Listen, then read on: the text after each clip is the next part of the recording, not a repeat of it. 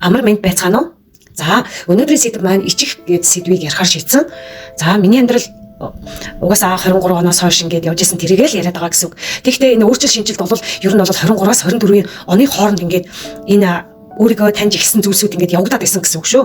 За, ичих гэдэг нь яагаад энэ сэдвийг авсан бэ гэхээр би ер нь урд нь одоо ингээд бага наснаасаа ингээд залуунаас хүртлээ ингээд одоо 23 он хүртлээ ер нь өөрийгөө ер нь ил гаргаж ярьдаггүй тийм ичимхий тийм даруу тийм хүүхэд өссөн байна л да.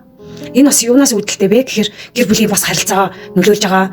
Тэрэн дээрээ ангийн найз нөхөд бүгдээрээ тэр бас хамаардаг. Ер нь бол бага наснаасаа өөрийгөө айгүй ингээд бус дээр үед чинь нөгөө ингээд нэг юм хийхээр зэрэг дандаа үгүйсгэж ярьдаг байсан шүү дээ. За чиний хийдэг юм гэж юу ядгийг чи наадаа болооч ичээч болчооч гэдэг ч юм уу. Дандаа ингэж унтраас нь тийм үг хэлсээр хагаад миний нөгөө талт хумсарт ингээд кодлогдсон. За би одоо ичимхий юм би ерөөсөө юм чаддгүй юм байна. Би ерөөсөө юмыг хийж болохгүй юм байна гэсэн тийм бодол суус учраас ингээд ичимхий болоод өөртөө ер нь бол итгэлгүй болсноороо тэр ичих гэдэг мэдрэмж маш их даван галцсан байсан гэсэн үг. Миний далд хумсарт ингээд бага наснаасаа хэсвэлээд ингээд үүссэн гэсэн үг. Тэгэхээр маш олон жилүүдэд миний энэ ичих гэдэг арын шин маань далд хумсарт маань суугаад том болсон ч тэрнтэйгээ цуг ингээд явж исэн. Тэрийг маш сайн ажилласан. За тэгээд ер нь ингээд фэйсбүүкээр 23 оноос өмнө ингээд фэйсбүүк дээр янз бүрийн ингээд сөрөг тийм юмнууд явахад би тэрийг маш их үздэг байлаа. Тэгээд ер нь үзэж сонсож байгаа бүх зүйлс нэг л хөгжим сонсоход нөгөө дандаа нөгөө нэг айгу тийм чимээтэй нэг тиймэрхүү айгу тийм эмоционал өндөртэй тийм хөгжим сонсдог байлаа л да. Үзэж хардаг юм болохоор дандаа нөгөө нэг сөрөг зүйлийг айгу их хардаг ч юм уу.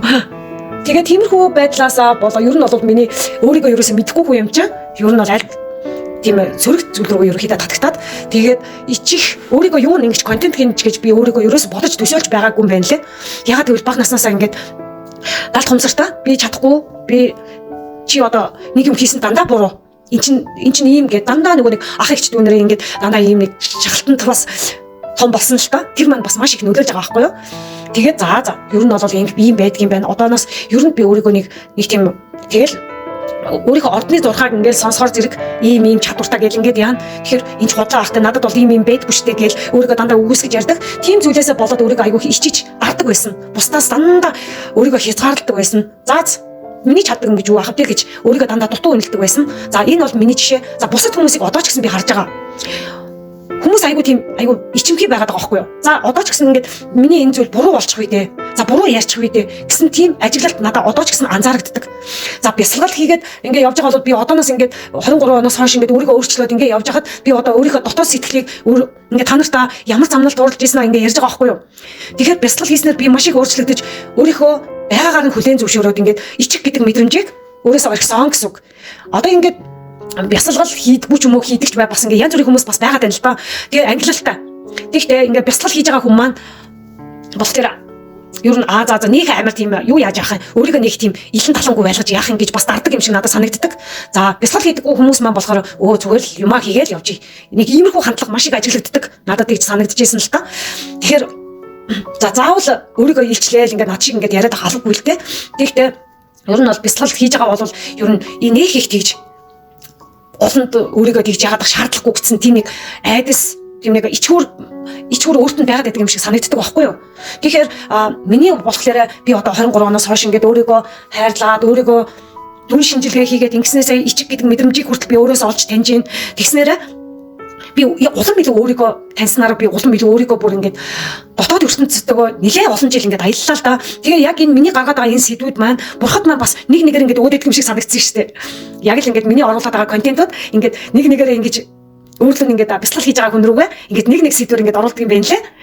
Нэгэн зэрэг биш. Бас яг миний контент чиг ингээд баг багаар нэг нэгээр за энийг ангаачлаа. За дараагийн сэдв чи одоо энэ шүү. Энэ дээр чи үзье гэдэг ч юм уу. Sorry гэдэг ч юм уу. Иймэрхүү маягаар ингээд олон сэдвүүдэд нэг нэгээр илгээдэг юм шиг надад мэдрэгдэж байгаа, санагдаж байгаа.